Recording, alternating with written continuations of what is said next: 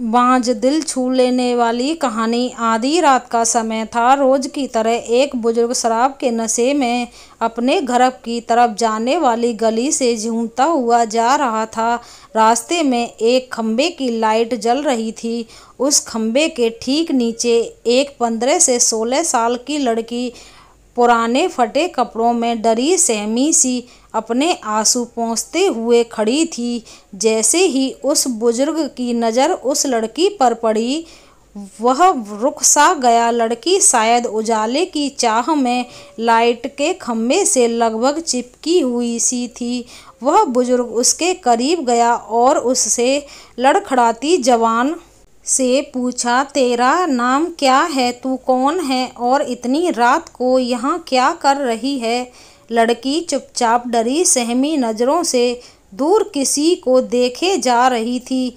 उस बुजुर्ग ने जब उस तरफ देखा जहाँ लड़की देख रही थी, तो वहाँ 4 लड़के उस लड़की को घूर रहे थे। उनमें से एक को वो बुजुर्ग जानता था। लड़का उस बुजुर्ग को देखकर झेप गया और अपने साथियों के साथ वहां से चला गया। लड़की उस शराब के नशे में चूर बुजुर्ग से भी सशंकित थी। फिर भी उसने हिम्मत करके बताया, मेरा नाम रूपा है, मैं अनाथ आश्रम से भाग आई हूँ। वो लोग मुझे आज रात के लिए कहीं भेजने वाले थे। दबी जुबान से बड़ी मुश्किल से वो कह पाई, बुजुर्ग क्या बात करती है तू? अब कहाँ जाएगी? लड़की, नहीं मालूम बुजुर्ग, मेरे घर चलेगी। लड़की मन ही मन सोच रही थी कि ये शराब के नशे में है और आधी रात का समय है, ऊपर से ये शरीफ भी नहीं लगता है।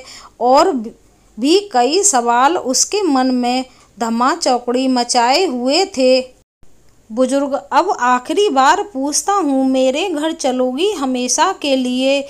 बदनसीबी को अपना मुकद्दर मान बैठी। गहरे घुप अंधेरे से घबराई हुई सब कुछ भाग्य के भरोसे छोड़कर लड़की ने दबी कुचली जबान से कहा, जी हाँ। उस बुजुर्ग ने झट से लड़की का हाथ कसकर पकड़ा और तेज कदमों से लगभग उसे घसीटते हुए अपने घर की तरफ बढ़ चला।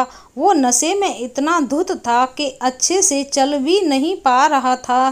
किसी तरह लड़खड़ाता हुआ अपने मिट्टी से बने कच्चे घर तक पहुंचा और कुंडी खटखटाई। थोड़ी ही देर में उसकी पत्नी ने दरवाज़ा खोला और पत्नी कुछ बोल पाती कि उससे पहले ही उस बुजुर्ग ने कहा, ये लो संभालो इसको, बेटी लेकर आया हूँ हमारे लिए।